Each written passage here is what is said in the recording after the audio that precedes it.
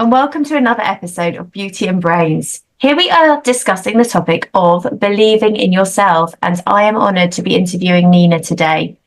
I'm Danielle, women's coach and educator, and my platform, Miss Britannia, is all about listening to women about their journeys and also talking to them about obstacles that they have overcome. Hello, Nina. Hello, Danielle. How are you? I'm good, thank you. And how are you? I'm very well, thank you. You're looking good. Oh, thank you. Thank you very much. Well, so are you. Beautiful. Thank you. For the viewers today, would you like to just tell them a little bit about yourself, first of all? I'm an author. I'm an interior designer. I've been in event management and as an investment broker for 20 years in my early years. And right now I'm working on a couple of projects. One of them is to build a university back home in Pakistan in the honor of my late grandfather. My goodness, Nina, how do you find the time to do all of that? It's amazing, incredible. Thank you. Do you have have to keep going? Do you rest at all, or?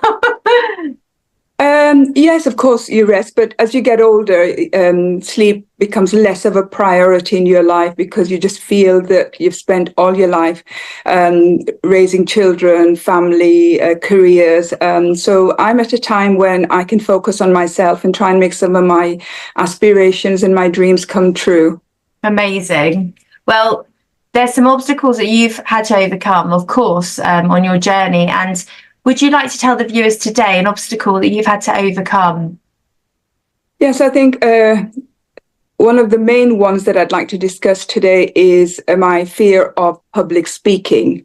This fear stems back from when I was young. I'm not sure if it was related to when I was bullied in school at a very young age of 8-9 years old, which stays fresh in my memory. And I've even written a song on bullying, a full song.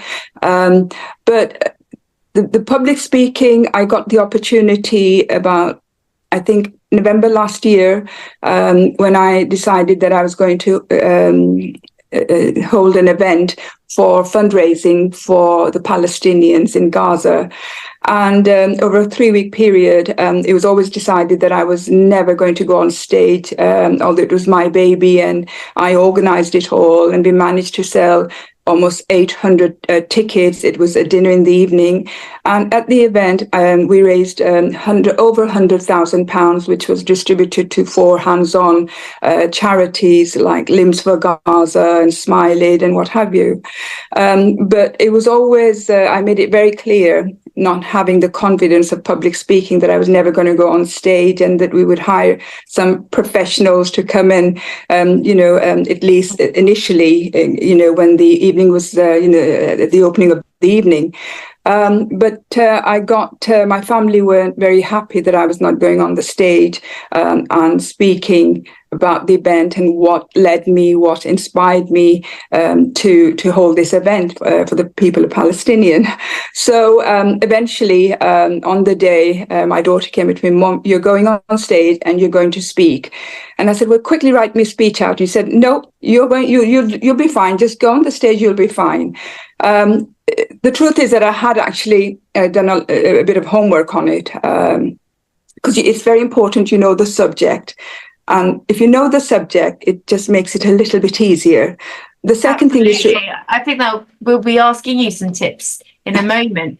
Do you think talking from the heart resonates more with the audience? Because I think speeches that I've seen, I think when people are talking from the heart and something that they are really passionate about and they're emotive about, it resonates more, and you can really identify with what they're saying and feel for them and feel for the cause.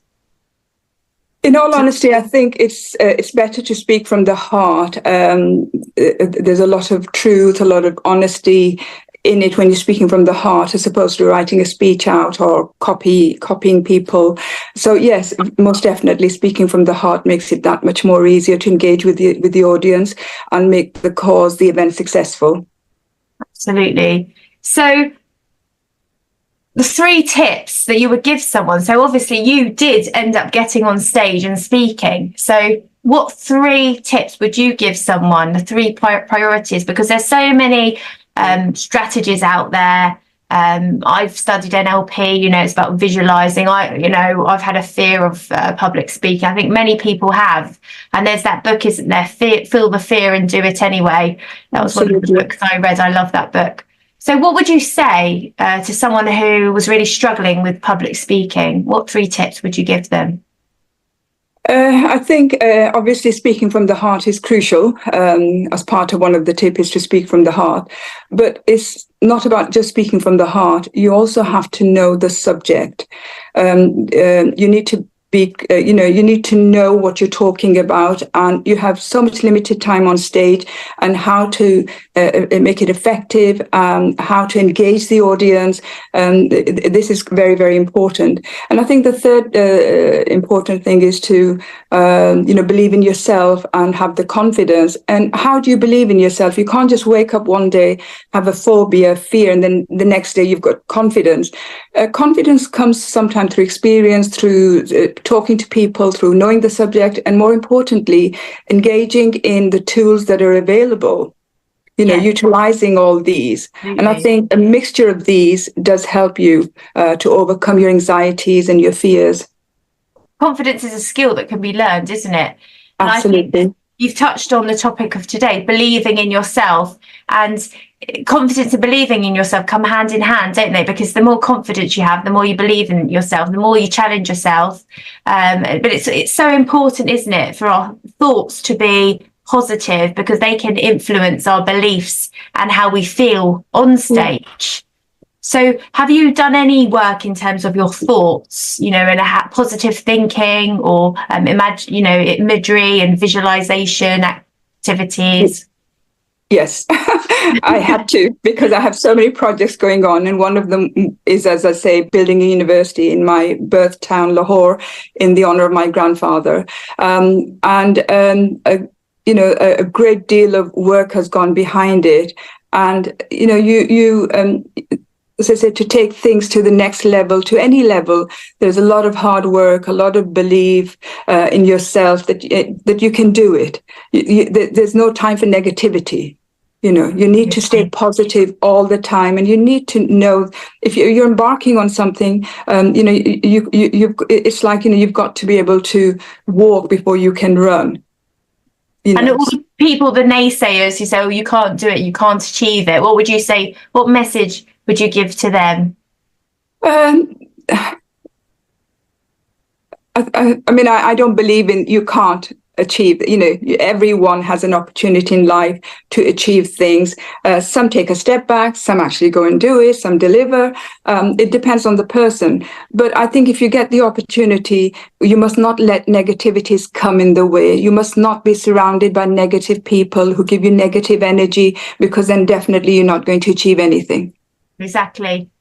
Well, that's amazing. Thank you, Nina. You've really inspired me today, and it's been lovely interviewing you. Sorry that it's been short but sweet, but it's been lovely to get to know you. Thank you so much. Same here. Thank you. Thank you. Thank you.